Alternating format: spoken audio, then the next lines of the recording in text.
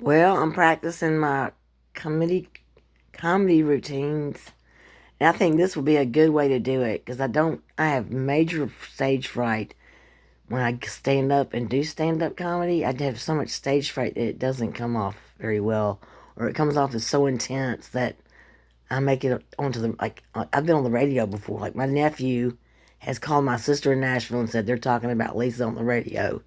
Apparently, she walked in and did stand up last night at the P&H Cafe, and I did, and it was really, really so outrageous that they talked about it on the radio.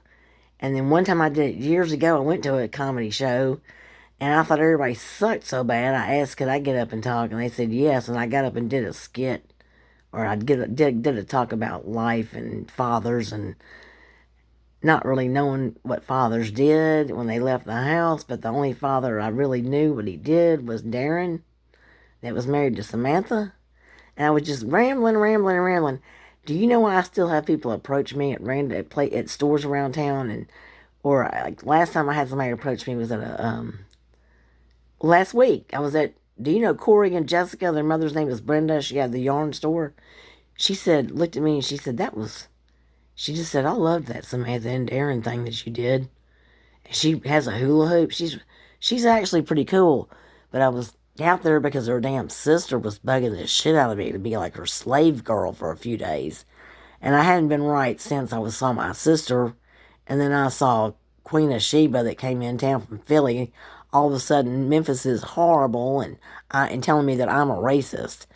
This woman has never worked a single day in her life. Ever. And trying to tell me how dumb all these cashiers and workers are in Memphis.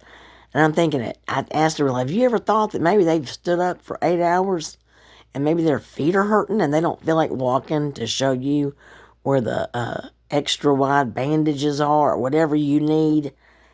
That they figured if you could drive there, you might be able to walk around and find it your damn self. Shit.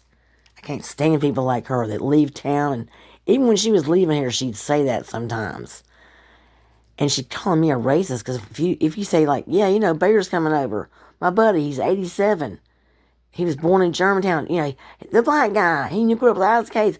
Why would you have to say black? I don't see color. Well, I do, and you're an ugly color, like you need a bath, girl. She's rich, but she always looks dirty. Her hair always looks greasy. And I'm thinking to myself, she's a millionaire. Why would she not go to an esthetician and get her face fixed? It always looks like, I don't know, gross to me. And like, if she's too lazy to wash her hair, she could afford to pay somebody to wash her hair for her. This girl will nickel and dime you to death. When my son graduated college, when Spencer graduated college, she called here and said, I want to take y'all to lunch. Well, she took us to lunch. We get the flying fish. She orders hers. She pays for hers. We order ours. She just stood there and stared at us. Like, good choice. But didn't offer to pay. And I just looked at him and kind of grinned, and we paid. I paid. I had my purse with me. And we got home.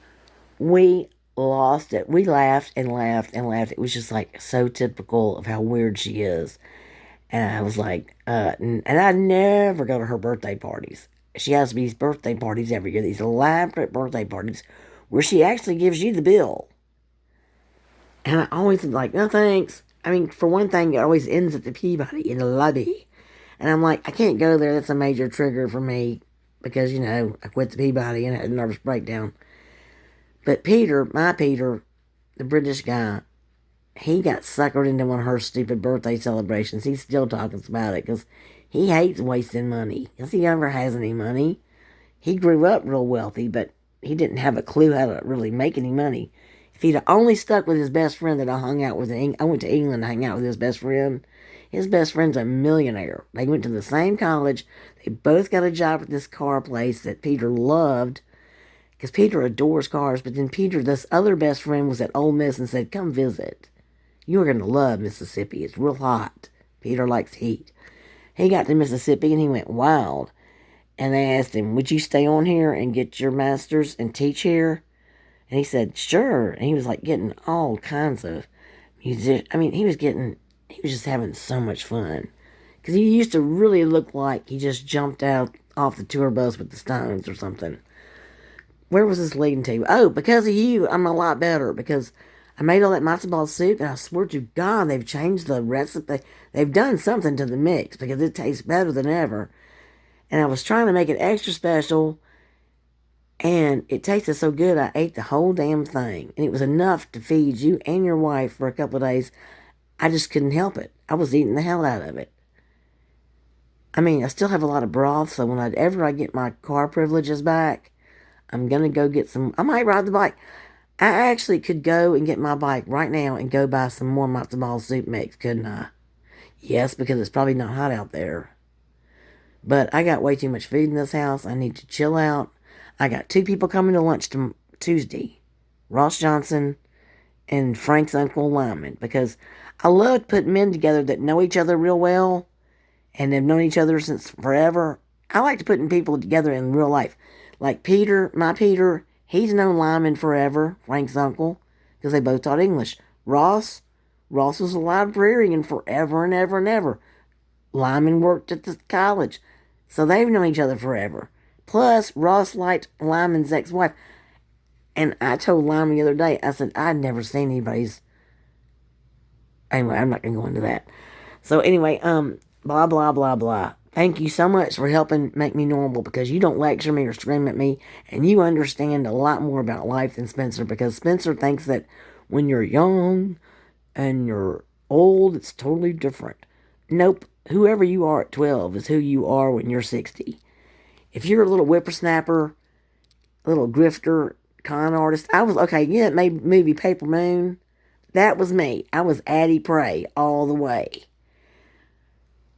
Spencer was a little tiny Jimmy Stewart. He was like a little Jimmy Stewart. No matter where he went, they would call me and say, we don't know what we'd do without him. I mean,